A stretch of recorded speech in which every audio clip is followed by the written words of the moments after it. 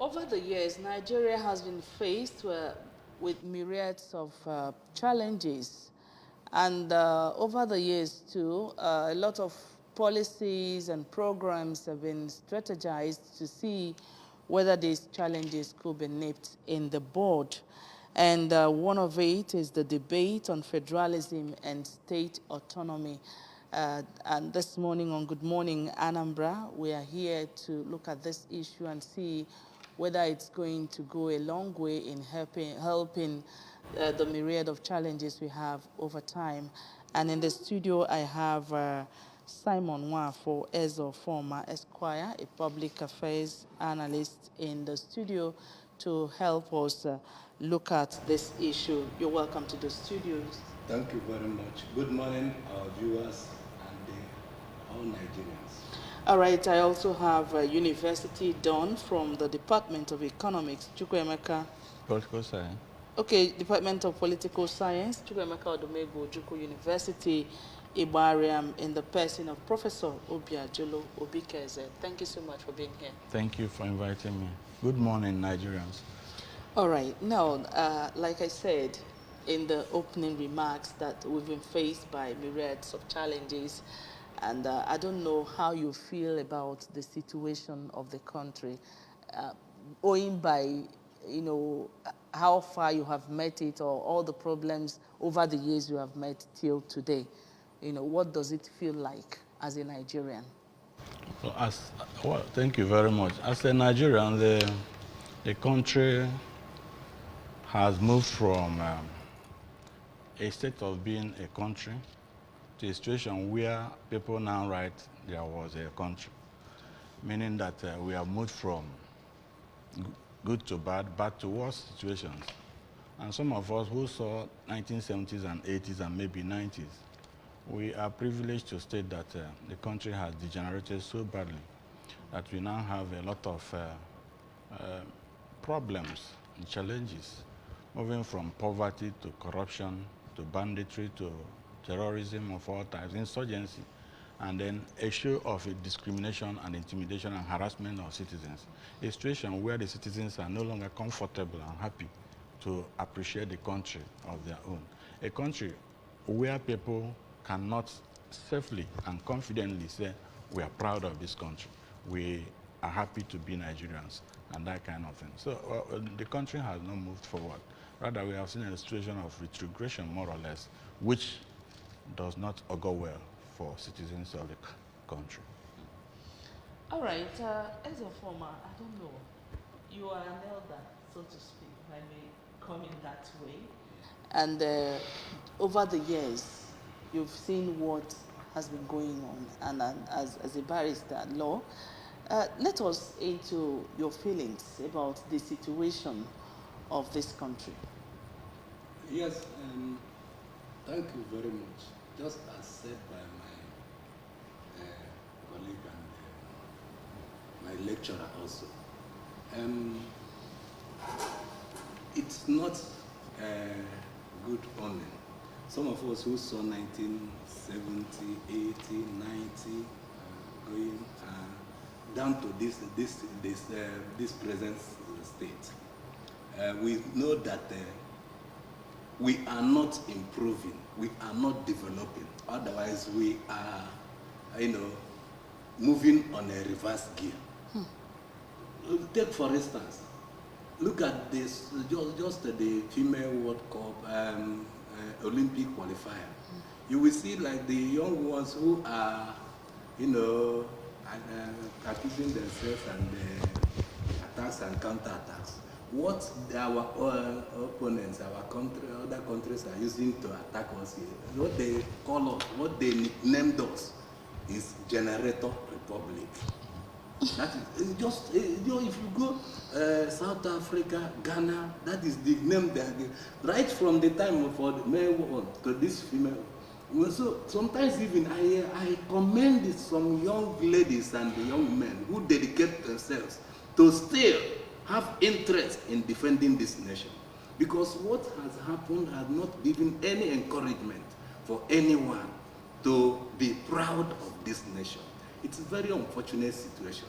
So the situation calls for it. And the unfortunate thing is that those at the helm of affairs are not even thinking that direction. All right, we'll still get to that. Now, because let me come to you. When you talk about federalism and state autonomy, what does it actually mean? Thank you. Well, we have to start with the explanation of the concept, federalism. And federalism, more or less, has no generally accepted definition. More or less, a lot of people have tried to explain it the way it will suit their convenience, the way it will suit their environment and their situation. So we cannot say now that this is a particular kind of federalism that works for all situations and all nations. Well, generally, federalism has to do with the issue of sharing of powers between or among the levels of government. The sharing of powers by the constitution of a country. The constitution has to share powers between, when we say there are two levels like in the United States, or among, when we say there are three like in Nigeria, where we have the local government, the state government, and the federal government. The constitution now shares powers and functions among these levels of government, so that each level will be concerned with its own jurisdiction and then has to perform within this jurisdiction. So that is more or less federalism. There are other features of federalism. We have said the issue of sharing of powers. The powers are shared in terms of what we call the exclusive powers, which are reserved for the federal government to make powers and laws on. And then we have the concurrent powers reserved for federal and state government to make laws on such concurrent issues, such as education, road construction, and health, and the rest of them. Then the residual matters are those matters that were not considered or were not noticed during the process of constitution making. They were not identified by the constitution maker. So when such things are found, they are left with the lesser, depending on what the constitution says. So the issue about federalism is that there is sharing of powers. And the state that shares that powers is the constitution. And then, based on that, every level is more or less autonomous, independent within his own jurisdiction. That's what we mean by that. Being autonomous means having the independence, having the freedom to act on those constitutionally approved areas. All right, currently, what can you say Nigeria is practicing? What can we say Nigeria is practicing now? Well, and it's in the prima facie, one we claim to be practicing federalism.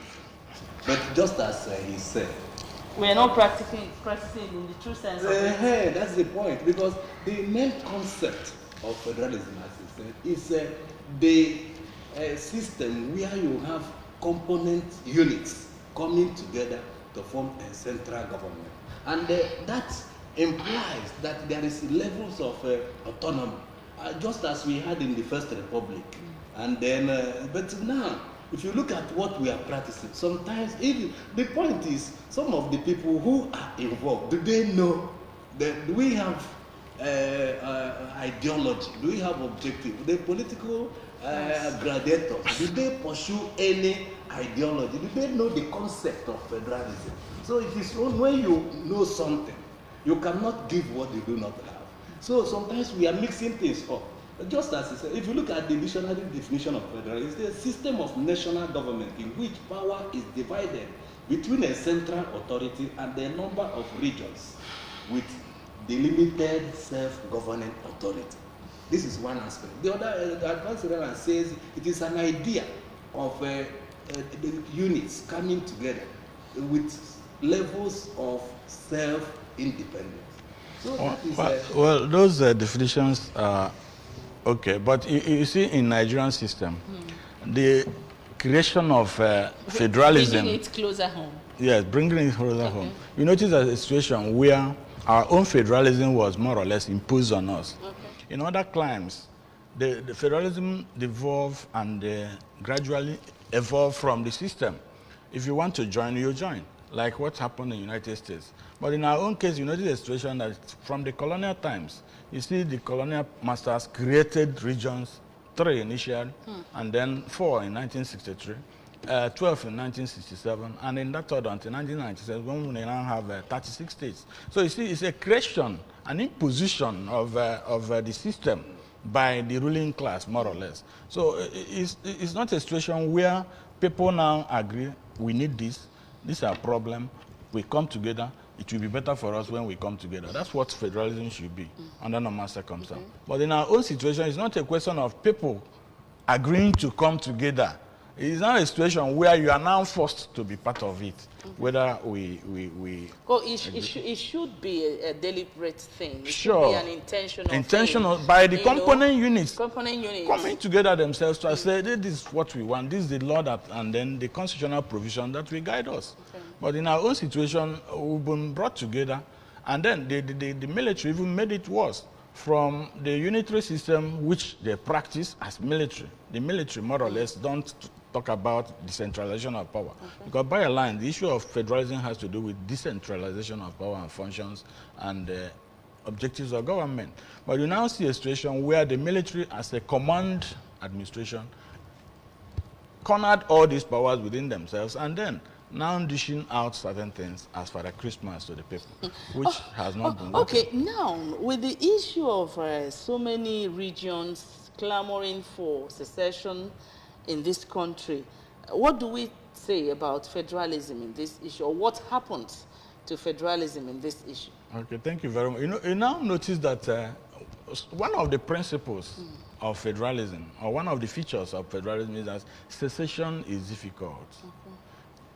The difficulty in secession is one of the major principles of federalism. You cannot easily pull away from the union, unlike confederalism, where the confederating unions can say, I no longer want to belong to the union, so they can now pull out.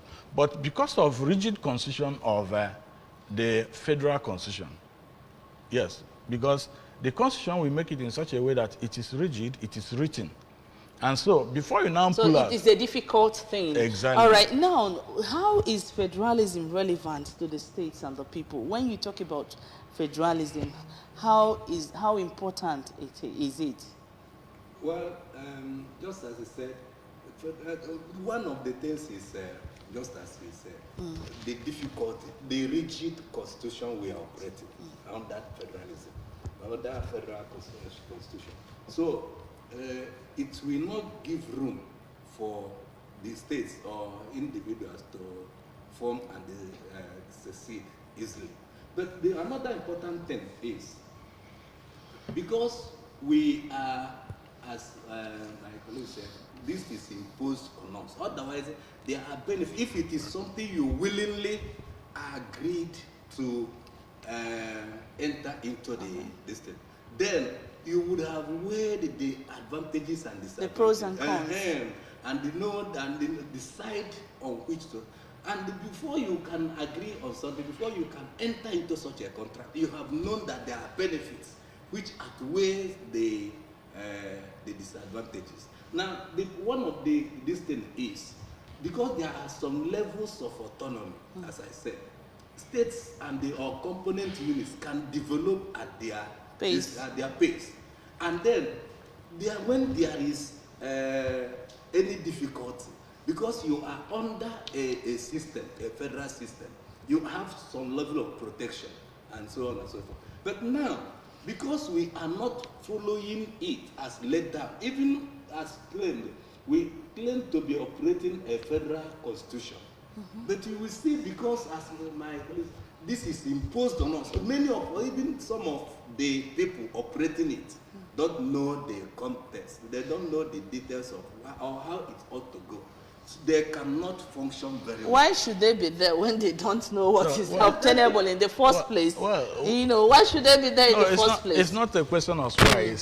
Why is not the question. It's how. Go on. It's a matter of how, how they came into being, which is not the subject of this discussion. So what is trying to say, you ask the question of the advantages or the reasons, the reasons for engaging in federalism. He has mentioned some of them. The issue of the economic advantage of the federating units. it's assumed that all sections, all jurisdictions, all the regions, and then states, if we are talking in terms of, would benefit from the economic advantage of every section of the state. If you don't have oil, you benefit from having oil because you won't pay for it. Now, do you think we are matured enough to operate that way? Because I know there are some nations of the world that are really, for instance, in the United States of America, for instance, yes, you know, we want to copy them, but are we really matured enough to do what we ought to do so that peradventure, when it works out, it's going to be beneficial, as you pointed out, they are important. If you talk in terms of maturity, maturity is a process. Okay. Federalism is also a process. Okay. Nation building is a process. It's not just one thing you start and you end. Okay. No, it has to take time. Taking time means that those who are in governance should be able to identify the needs of the nation and then work towards galvanizing all citizens of the country towards that idea of being one united nation. Okay. And that's part of the essence of federalism, to have unity of purpose in diversity, as a matter of fact. And so now that we have that autonomy, we are different in so many ramifications. But we also have to consider the fact that each component unit will have its own independence, retain your language, retain your culture, retain some of that, and so that you don't go into extinction. No unit goes into extinction. So that's part of the advantage. And then he has mentioned the issue of development. You develop when you are in a federation at your own pace. In Nigeria, people want to keep the same pace for all the sections of the country, which is not one of the reasons for federalism. Federalism means that you move at your own pace with your own, because of maybe your advantages or whatever. But in Nigeria, we all want to move at the same pace. If the North is not going to school, you have to wait. Until the other side must wait for them until they catch up. If they are doing other cultural issues, we have to go with them and that kind of thing. That is not federalism, the way it should be, But the issue of the way it should be also means the way the country fashions it to work for them. But in our own case, I don't think it's working for us. Okay, now, do you think this will be the best for us? And if you think so, why? Definitely. The present situation as it is practiced is not. Why are so many people? But the way we are saying and what we are saying is the best for us, really? Okay. The point I'm making is, just as he said, from the experience we had in the First Republic, we can see that there was development there more than we are having it. In short, are we developing now? We are just growing. We are not developing because of the rigidness. Just as he said, there are benefits. No one deny, no doubt about it. Like smaller groups or smaller units, we have that protection. No nation or state can now come in and just like we conquer have the Bakassi issue. Exactly. Then the whole federation will be involved because it is part of the federating units. But now, restricting development of one section or one region because of it's not the best for us, and it makes us not to move. Well, take for instance, you talk of educationally disadvantaged, and because of that, everybody will be at standstill until the disadvantaged area will come. If people are not interested to have education, those who are interested will be held to halt until they come up. So, just like he was saying, you remember that in 1960, immediately after the independence, the three regions, until we had the fourth one in 1963, the three regions were moving at their own pace, and the paces we are favoring each region. The North was comfortable with the production of groundnut, rice and cane, and the rest of other things, and they were making so much money, and then we are growing at their own pace. The same thing with the West, which had cocoa, timber, and the rest of them. They were very comfortable. The Southeast, the East generally, because when we say Southeast, we are now restricted to the 5 Igbo states, but it wasn't like that in the 60s. So we are moving forward with the palm oil, palm produce, coal in Enugu and the rest of them, and we are making rapid progress. But because the military came in, stopped and even hijacked some of those things, and then people relaxed, and then oil also came. the issue of oil, so that we now are dependent on oil money. The issue of farm produce, the issue of farming and agriculture and the rest of them, we are jettisoned all to our own disadvantage. So you now see, if we have real, what people call, real federalism or true federalism, a situation where the groups will now make their own economic policies, and then when it works, you now contribute to the maintenance of the center. Instead of a situation where the center now collects all those things and then gives to the state as if it's giving them pittance or handouts. So that is the situation we have found ourselves. And that is why, since people are not being creative, people are not being ingenious, people are not being innovative, because they now depend almost wholly on the central government, which should not be the situation. From your submission, the military came in and stop the process of federalism. Yes, the way it should be. The military has left the political scene for a long time now. Why do you think we couldn't go back to what we used to do that we are so beneficial to us as a nation? Thank you very much for that question. Before, when I wanted to chip in, from what he has discussed, you will see that gives room for competitiveness. That is, you have competitive development. Okay. Because if one region is developed, which will bring rapid growth. Rapid growth. That is, okay. But now, look at, because they truncated that system. And you know one thing, even when a mother is breastfeeding a child, it is always difficult to stop the child from. Now, because even the constitution we operated was imposed on us by the military up till today, which is not favorable. Many people are saying it, even in law school, everywhere. People are criticizing, they say, we the people of Nigeria decided and gave to us ourselves. Did we decide at any time? So it was framed to put one region or area at advantage against the other. Sure. And that is now, if you look at it, that educational something, if you allow everybody to video, if your son is not measuring up, he will be forced to compete with the others and measure up. But because others, he's not measuring up, and you ask others to stay at the port or till he comes up, he will relax. So that is one big problem. Okay, you said you want this. No, he has mentioned the issue of, you asked why now that the federal had gone back to the barracks, why is it that we cannot move forward? Yeah. Well, the military have caused it because the military, they're in the barracks. They should be in the barracks. But what they planted is still germinating and then trying to destroy us. You see a situation where they imposed constitution on us, the constitution which he has mentioned.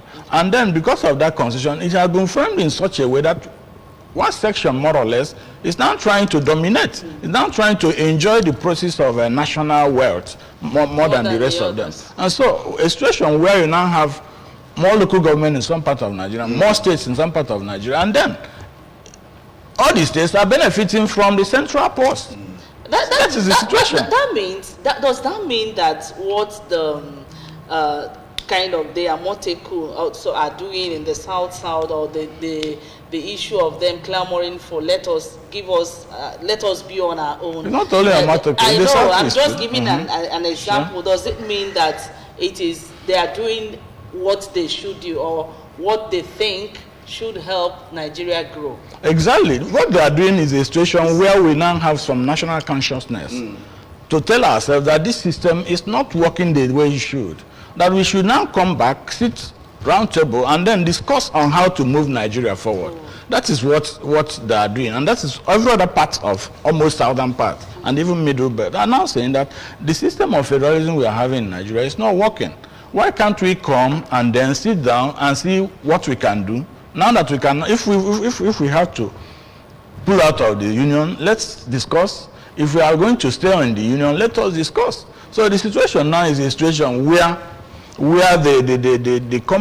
some parts or component units are now saying that the situation is not favoring majority of Nigerians, and we should sit down and discuss. And that is what the Dudua or the Igbos or some parts of the country are saying. Clamoring for. Yes. And so to show you that it's a planned deal, Okay.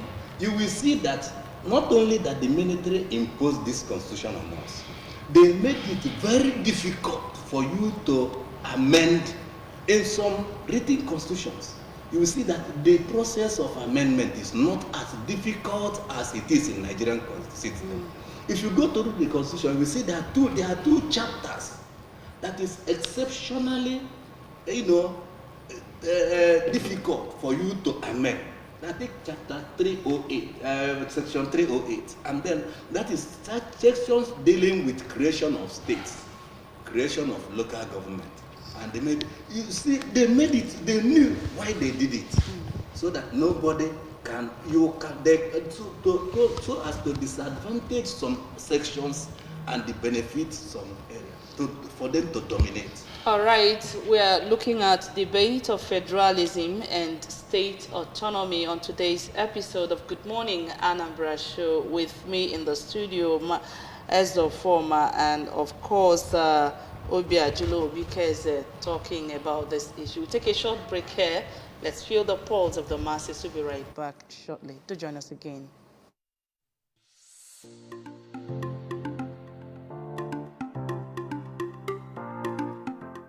State autonomy is the best, yeah, so that each region can use what they have to improve themselves. Because when we look at the United States, they are made up of different states, and each state has their own law governing them. Because if we are to go by federalism, looking at the kind of country we are in, the help the West gets is not the same help we get here in the East, same as the North and the South. The federal system of government which have been in place has a lot of advantage, and just like United States of America practice the federal system of government, you can see also that this is an advanced system of government that is practiced by other nations. Nigeria has its own as a federal system of government which has been in place for decades now. I think it has a lot of advantage, but what we need to allow to come to play is the rule of law. The government should allow the rule of law to be in place in the federal system of government in Nigeria. I would suggest for an autonomous state. The reason being that when each state begins to manage its economy, when each state begins to manage their resources, human resources, natural resources, and other resources that they have, it will enable them to excel globally and excel nationally.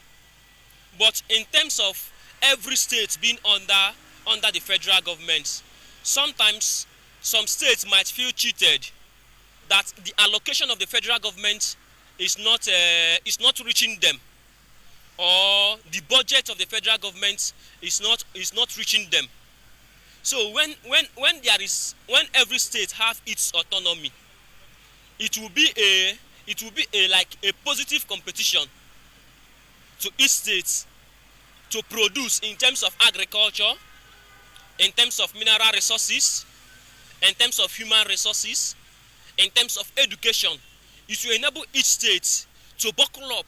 So to me, I think it is high time we resort to states instead of federalism, because looking at other developed countries in the world like the US and the UK, I think they are practicing the state-centered governments. So I think it's high time we begin to support the politicians that are proposing and clamoring for state police and decentralizing the federal government. So I think it's a welcome development.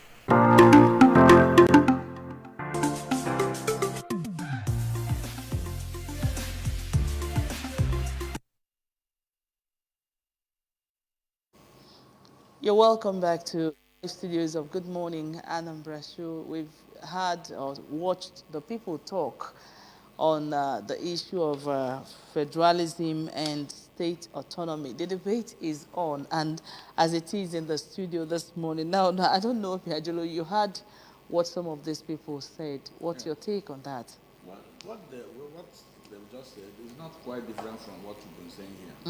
They are just emphasizing or stressing the need for autonomy of the component units, the units that make up the composer units, which is Nigeria. The autonomy means that each state should be allowed to control its own resources in such a way that you now, out of that control, work hard in the way that you suit each state to create wealth for each state and then contribute towards the making and the building of the center.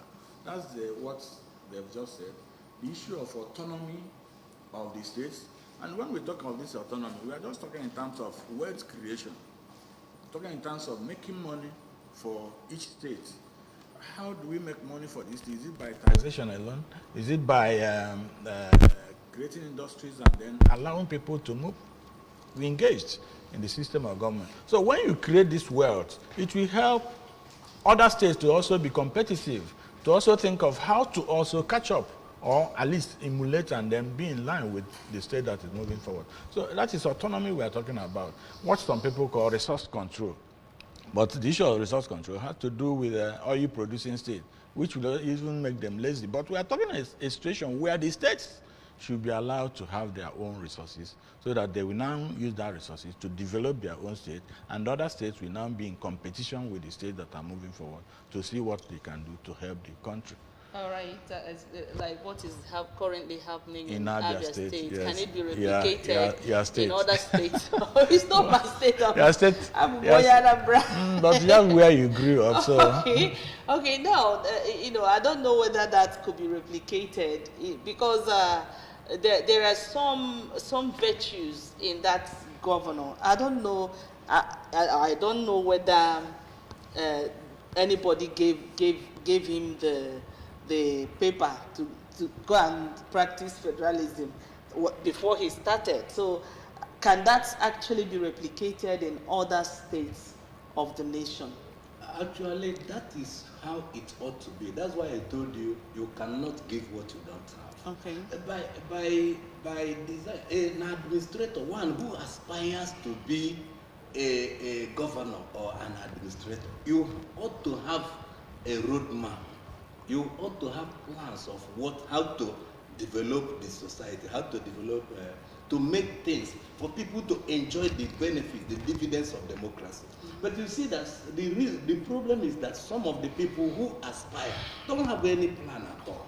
If you look at now, just as you mentioned that state, or even this Anambra, yes, where you have a professor of economics, you will see that he had plan of the road. You cannot, people used to say, follow the one who sabi road. So that is the point. Now Abia is doing it because the man had he planned to govern. He had a motive, objective of coming into power, and he is now implemented. Look at just about the powers of. I've just mentioned now that our neighbors are calling us generator republic. But look at within a space of time, he has planned with Professor and that would have done this thing nationally.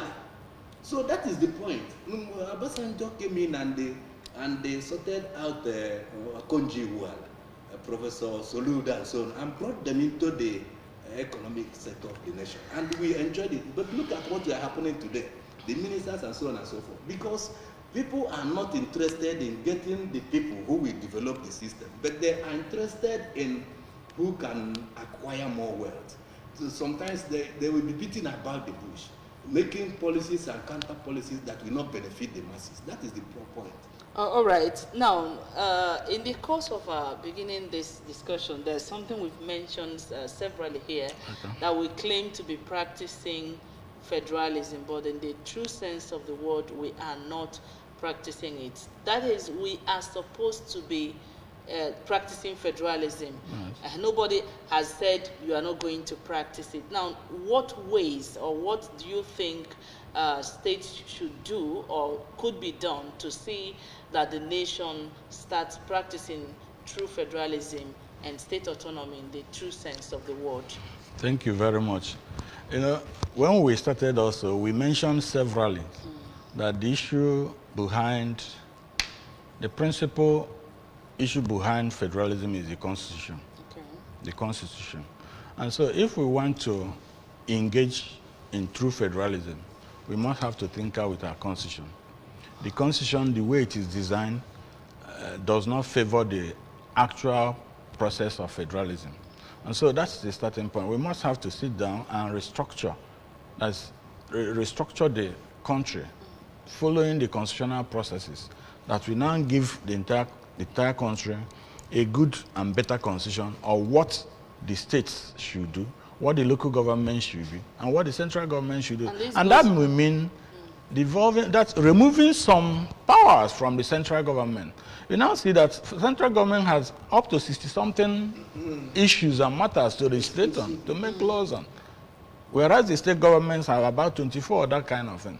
And that means that the central government has so much power, and that because of that having so much items to legislate on, they now need, for them, they need so much money also. And that's why they are having all these, the wealth centered almost on the federal government. So if we have a kind of devolution of powers, devolve it from the local central government, give more powers to the states, because this is the state that is very close, this is the level that is closer to the people. And when you say this, that means you are calling on the attention of the government to bring back the confab report. Well, or to put it to use. You know, the issue of confab is very controversial. Once you mention it, some section will say that they will not participate, or that they were not part of it.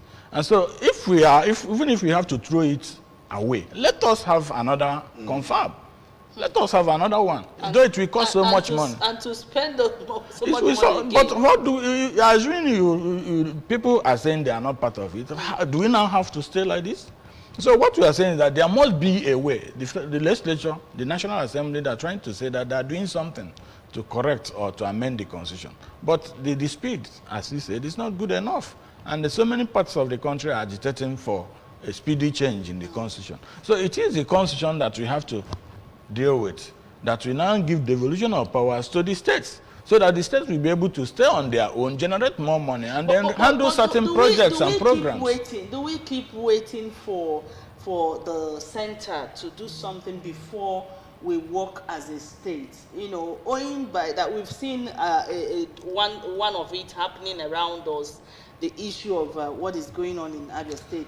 Should we keep waiting? Can't we be doing something on our own? Let me are we forbidden to do that? Yes, there are certain areas your hands are tied. Sure. Because a state cannot venture into some areas that is contained in the exclusive list. Security, for example. But sometimes Defense. They say you can build projects, federal projects, and now put papers for them to repay you. The Buhari administration did not do. That is under when you negotiate. If you look at our system now, you can only do it when maybe you have the same party At the and center. you influence the center.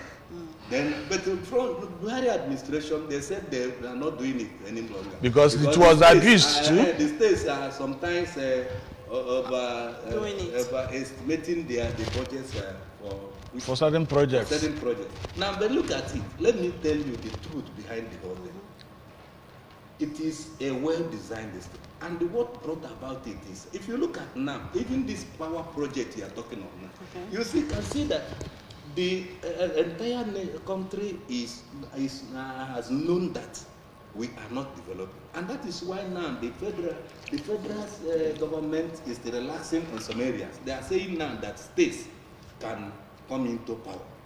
We are now debating about state police and so on and so forth. If you look at the United States of America, you see that all these things are put in shape. They have state police. They have even county and so on and so forth. But now we are saying we are practicing federalism. We are still debating about state police. The center is controlling education. The center is controlling. In the exclusive list, you have a lot of things. It's only now that we are debating. You cannot go into mineral distinct. And even in the north, so they are mining their mineral resources. But now it is in the exclusive list. Down here, you cannot venture into mineral resources. So- State. So have them. When you do it, it will seem as if you are challenging the center and you are moving unconstitutionally. But if you look at the real definition of a federal constitution here, it says a federal constitution is which provides the division of powers between the constituents of the federal government, between the constituents, the federating unit. It shares powers, but now the power is centered at one place. You know, you have mentioned this issue of Abia and the new governor. You have mentioned this severally. When we come to governance, it's different. Some of the things we are saying, they're all correct in terms of the constitution. But when somebody is in government, just like Abia and Anambra, you now see a situation where people are focused. People are sensitive to the yearnings and aspirations That of was people. why I asked People whether, are committed. whether there are things, You are there not things know, in Anambra, that's exactly what I'm saying. You remember in Anambra State, in Anambra State, there was a time people never knew that there was money in this state. Yeah. You remember? Yes. And then a certain governor came in and then was doing something. People saw roads being built and the rest of them. And so that's the kind of thing. Not really that the states are handicapped in terms of have to wait.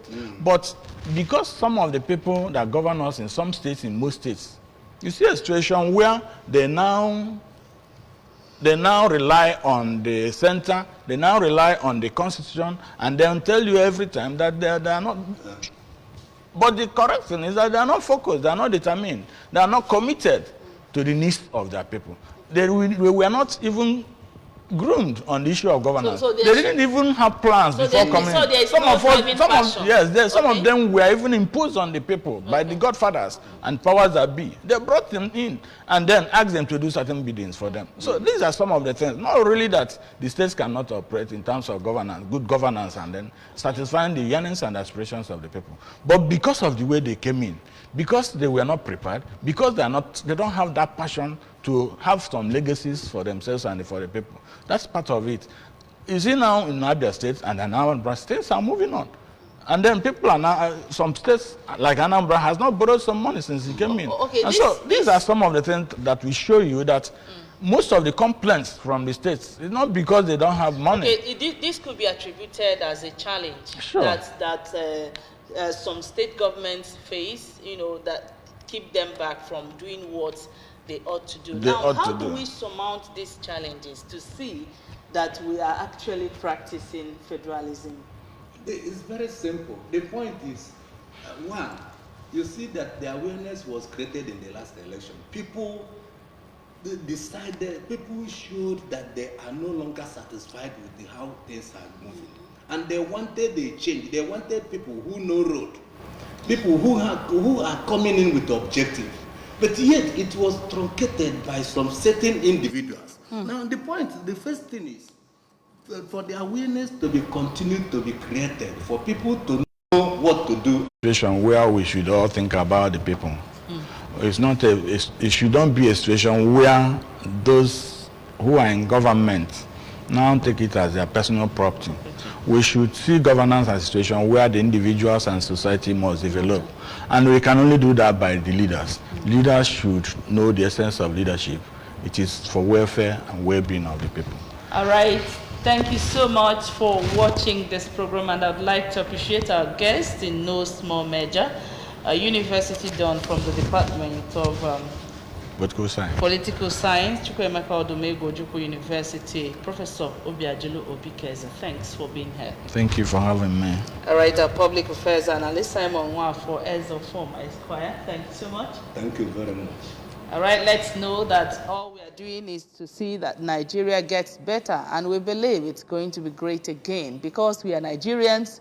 We have no other nation to call our own. My name is Nonye Nwokoye. Until tomorrow, it's a goodbye from here.